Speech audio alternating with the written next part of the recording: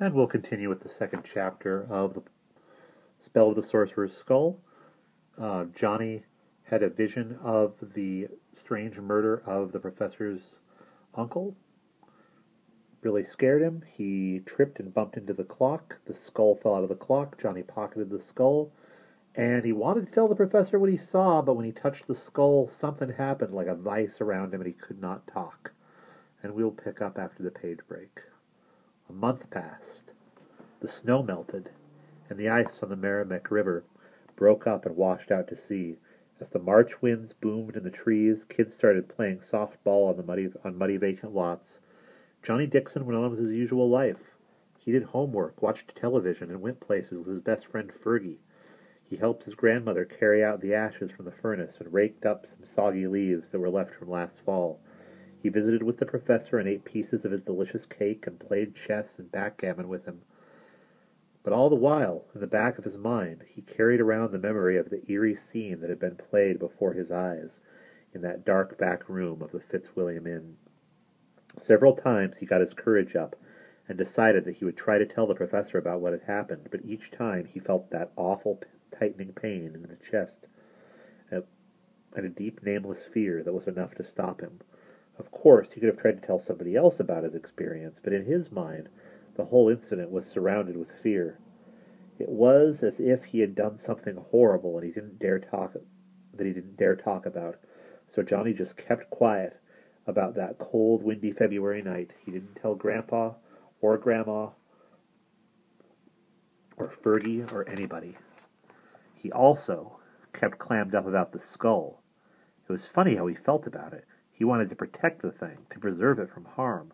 For a while he carried it in his pocket, but he got worried that it would drop out through a hole in his pants, or get scarred up by coins or his house keys.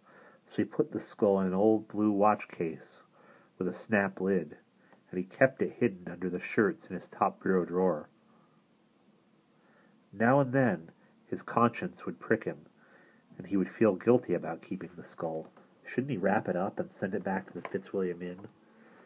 He could do it anonymously and stay out of trouble that way, but then he told himself that skulls were lucky. He remembered the story the professor had told him about Mexican village festivals, where they made candy skulls and ate them for good luck. And now that he thought about it, it was possible that the skull had saved him from an awful fate. He remembered the shadowy evil shape he had seen in the vision. What if it had decided to go after him? It might have done just that if the skull had not fallen out of the dollhouse room and landed at his feet. Perhaps there was some kindly force at work in the haunted clock, a force that had said, "Here, take this talisman; it will protect you from harm." This was the way Johnny reasoned, and his reasoning always led him to one conclusion: he'd better hang on to the skull and keep it safe. On a Thursday night, late in the month of March, Johnny and his friend Fergie were doing their homework in the parlor of the Dixon house. They went to different schools in different parts of the city, but they were both taking Latin, and right now they were helping each other memorize the demonstrative pronoun hic, hac, hoc. Hic, hac, hoc just means this, but it has lots of forms and you have to memorize them if you're going to pass beginning Latin. Fergie was a gangly, skinny kid with dark skin, black, greasy, curly hair, a long, blunt-ended nose, enormous ears, and droopy features. At this moment, he was trying to get through hic, hac, hoc without a mistake. Hic, hac, hoc, Fergie began. Higis, hoppus, higis. Hic, honk, hank, hock. Fergie's voice began to waver. He was getting the giggles. He always did when he said these silly words too many times. He fought the laughter down and struggled on. Hawk, hack, hawk, hi, hey, hake, horum, harem. But it was no use. He couldn't go on. He was giggling helplessly now. Usually when this kind of thing happened, Johnny would break into laughter too, but this time he got angry. His face turned red and he slammed the book shut. "Oh, come on, Fergie," he yelled. "Will you cut that out? We've got work to do." Fergie was so startled by Johnny's outburst that he stopped giggling. He stared open-mouthed. What on earth was the matter with his friend? "Hey," he said in a soft, wondering tone. "What's got into you, John, baby? I mean, it's not all that important to lose your temper about. It's just a crummy Latin test, and you'll probably cram it anyway. You always do, so why are you in such an uproar, huh?" Johnny put down the book he was holding. He wiped his hands across his face and shook his head. "Sometimes you can be in a rotten mood and not know it until you pop off at somebody. That was the way it was with Johnny today, and it wasn't just bad temper all by itself. He had had a deep sense of foreboding all day. In his belly he felt that something bad was going to happen to somebody that he knew. He had brooded and worried, and that was why he was so edgy right now. He felt like somebody who was waiting for a thunderstorm to break loose on the world. I'm sorry, Fergie, honest I am," he stammered. "I don't know what's the matter with me. I've been worried all day about something. I keep thinking that a really awful thing is going to happen." "You mean like you might step on a nail and get tetanus?" said Fergie, grinning. He knew about Johnny's fear of tetanus, and it amused him to no end. Johnny shook his head. "Nope," he said miserably. "It's not something that's going to happen to me. It's something that's going to happen to somebody I know, like like you or Grandma or Grandpa or the Professor. I don't know why I have this darned feeling. I just do, that's all." Fergie frowned skeptically. He was a real no-nonsense type. At least he tried to be. In some ways, he was just as superstitious as Johnny, but he put up a good front. He was always saying that he believed in science and cold, hard facts. "You're probably just coming down with a cold," he said, shrugging. "My Uncle Harvey always used to think he was going to die during the night when he was sleeping, but he didn't. He got killed in a car crash. You can't believe in these funny feelings that you get." "Maybe not," said Johnny. He grimaced and bit his lip. "All the same," he went on, "I wish I knew why I felt this." Johnny's voice died. He had been looking around while he talked, and he had happened to peer out of the big bay window. Across the street was the professor's house, an enormous 2-story barn of a place. There were lights on downstairs, but the upstairs windows were dark, except for one. In it, an orange jack-o'-lantern face glowed. Johnny was utterly astonished. "Hey!" he exclaimed, poking Fergie in the arm. "Look at that, would you?"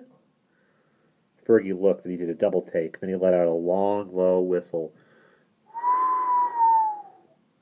"Wow," he said, shaking his head in awe. "Your pal the Professor has finally gone out of his jug. I mean, he's only about 7 months early for Halloween. My gosh, what do you think of that?"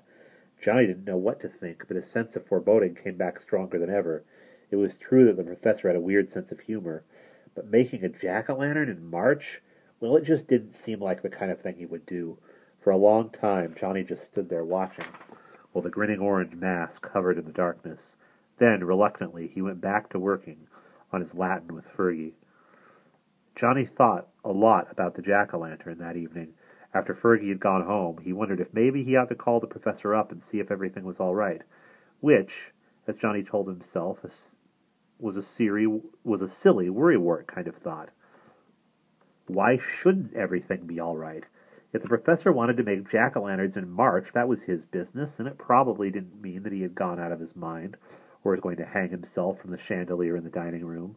The Professor was an oddball, and oddballs did peculiar, unpredictable things. And yet, there were still a lot of and-yets in Johnny's anxious mind when he went to bed that night. The next morning, as Johnny was leaving the house to go to school, he saw the Professor backing his car out of his driveway. Probably he was heading for Hagstrom College, where he taught history. Suddenly a thought seized Johnny. He ought to go over and make some mention of the jack-o'-lantern to the Professor just to see what his reaction would be.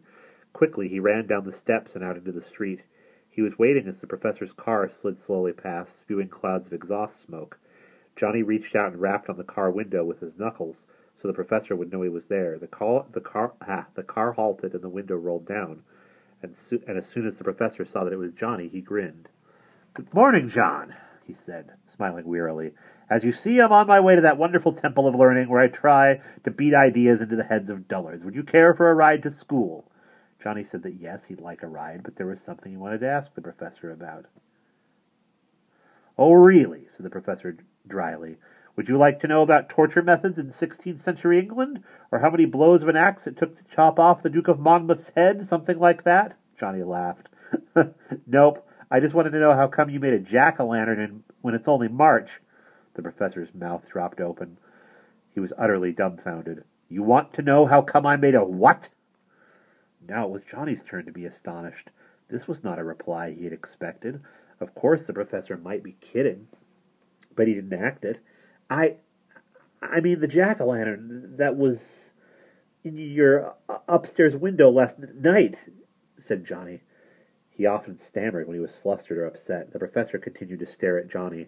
My dear friend, he said slowly and gravely, either this is some kind of bizarre joke you are trying out on me, or you need to get a new pair of glasses. I don't make jack-o'-lanterns even when it is Halloween. They attract trick-or-treaters, and I cannot stand that kind of silly, greedy rigmarole. John, honestly, I have no idea of what you're talking about. Are you sure you didn't see the reflection of the moon? Or maybe it was my bedside lamp. It has a reddish shade. Well, if you don't mind, I think we better be getting on, or we'll both be late for school. Hop in, won't you? Johnny opened and shut his mouth a couple of times, but he couldn't think of anything to say. He sighed weakly, walked around the car, and climbed in. As they drove down the street, he sat staring numbly at the dashboard. He felt dazed. Was he going out of his mind? No, that couldn't be, because Fergie had seen the jack-o'-lantern too. With a sick feeling, he realized that there was another possible explanation. The professor might be losing his mind. Johnny had heard that sometimes old